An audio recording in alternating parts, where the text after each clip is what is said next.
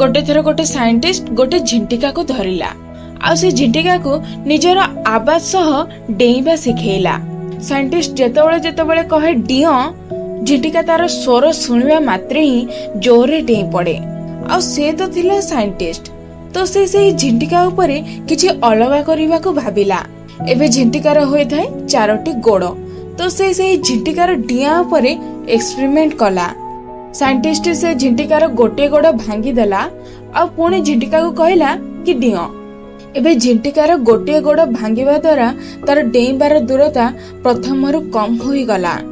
Scientist से झिंटिकार द्वितीय गोड़ भी भांगी देला। एबे से झिंटिका पाखरे 2टी ही गोड़ बंची थिला। साइंटिस्ट ताको पुणी थरे कहला कि डिओ।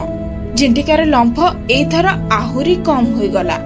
एबे साइंटिस्ट तार तृतीय गोड़ भी भांगी देला, जे कारण जोगु तार लंफर दूरता आहुरी अधिक कम होई गला, कारण एबे तार केवल गोटे गोड़ बंची थिला।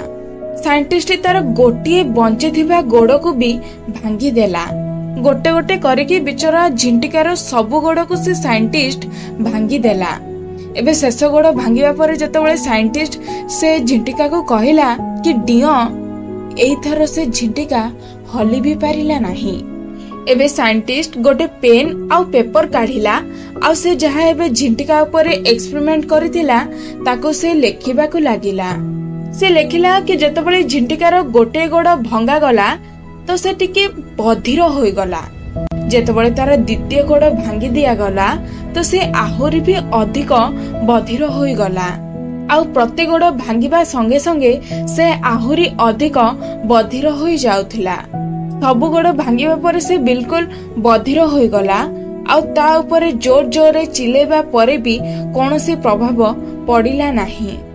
से निज जागारु हलिला भी नाही, तो डिया मारिबा तो दूरर कथा थिला।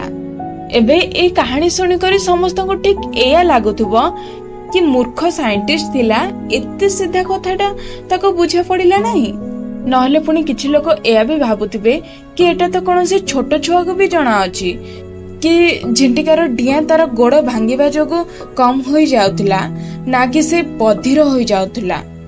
संग माने आमे सब जीवन रे एमिति ही मूर्ख होई जाऊ। अनेक थर जीवन रे 2टी घटना एका साथी रे घटी थाए, जार जणे आउ जनक सह किछि संबंध ही न थाए।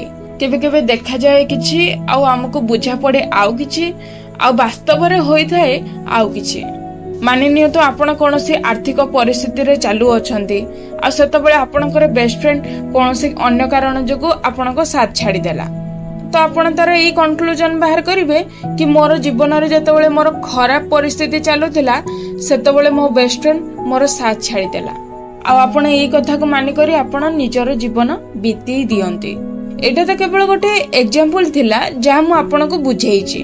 बहुत थर प्रॉब्लम पछर मेन रीजन को बुझिबा बहुत जरूरी होई थाए, जहा द्वारा कि आपण आगो को ठीक निष्पत्ति नै पारंती आ द्वितीय थर एमिति भूल न करंती।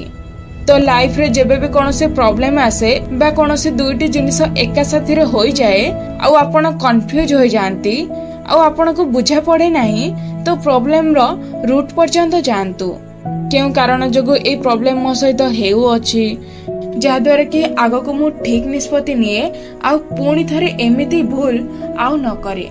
तो सांग माने जदि आपण ए कहानी को आहुरी भी लोकन पाख को पठेबा को चाहंती तेबे ए वीडियो को लाइक करंतु, जहा द्वारा यूट्यूब ए कहानी को आहुरी भी लोकन पाख को पठाओ। आ जदि हम कहानी भलो लागिची आ किछि सिखिबा को मिलिची तेबे हम चैनल को सब्सक्राइब निश्चय करंतु, कारण मु मिसुची आपनक सह नेक्स्ट कहानी रे। से पर्यंत अपेक्षा करंतु आ खुशी रे रहंतु आ जीवन रे आगो को बढ़ंतु।